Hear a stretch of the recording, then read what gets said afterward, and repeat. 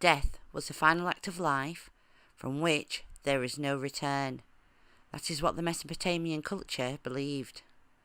The land of the dead was known by many names. One of those names was Akala. This meant the land beneath the earth from which there is no return. It didn't matter in the land of the dead whether you were rich or whether you were poor. This was the final end for all souls. The land of the dead was ruled over by a dark queen. Her name was Erishkakol. No soul was permitted to leave the land of the dead for any reason. Not even a goddess was allowed to leave the land of the dead before first finding a replacement soul. In some cases, though, a special dispensation was granted to some souls, but only if they needed to complete some kind of mission. They could appear to people on earth if they thought they needed to right a wrong. When these appearances happened, they usually manifested in some form of sickness in the living. The dead, but especially dead relatives, may trouble the living, particularly if the family didn't supply offerings to their dead.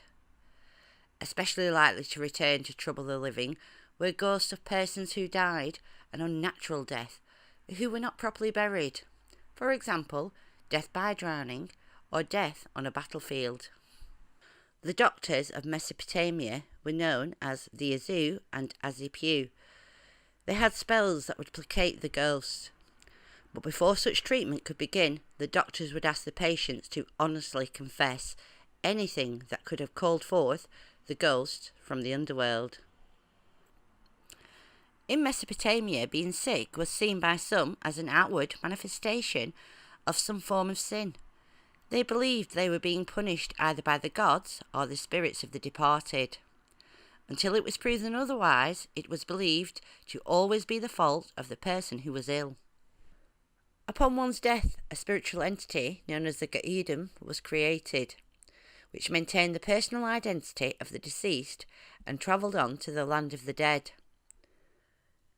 It was this Ga'idim that would return to haunt the living if proper attention had not been paid to funeral or burial rites, or if there had been some unlawful act involved in the person's death. It is believed that sometimes the Ga'idim could mysteriously slip out of Akala for visits to Earth, where they would harass the living for no good reason. These spirits would be punished by the sun gods Shamash by having their funerary offerings taken from them and awarded to Edom, who had no one to remember them on earth, and so no one could provide them with offerings for their continued existence. Although there are records of loved ones returning from the afterlife with warnings or advice, most of the ghosts of Mesopotamia were unwelcome guests who were sent back to their realm through the use of charms, amulets, prayers, or exorcism. In ancient Egypt, the return of a ghost was also considered a very serious matter. For the Egyptians, non-existence was an intolerable concept, and it was believed that at death the soul travelled to the Hall of Truth, where it was judged by Osiris and the 42 judges by having its heart weighed in balance with the white feather of truth. If the heart was found lighter than the feather, the soul proceeded on to the afterlife, while if it was heavier, it was thrown to the floor, where it was eaten by a monster and the soul would cease to exist. One's heart would be lighter if they had lived a good life, and heavier if one had not. The afterlife was known as a field of reeds, which was a mirror image of one's life on earth in Egypt. One would enjoy the house of Nu, the stream by the house, one's favourite tree and dog, and there was no reason for a soul to want to return to earth unless that soul had a very good reason for doing so.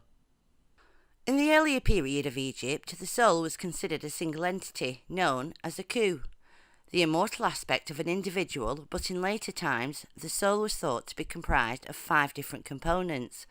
2 of these components, the Ba and the Ka, spirit and personality, came together after death to form the Ak, and it was this entity that would return as a ghost. If proper rites had not been observed in burial, or some sin had been committed by the living either before or after the person's death, the Ak was given dispensation by the gods to return to earth to readdress the wrong.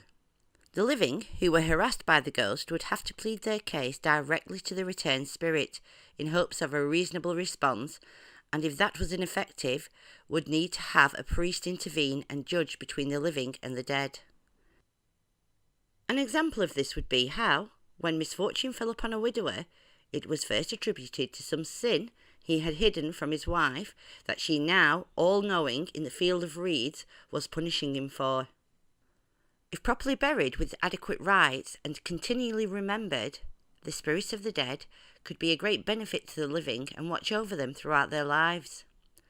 There was, however, a significant difference in Egyptian understanding of a spirit who resided peacefully in the field of reeds and a ghost who returned to earth.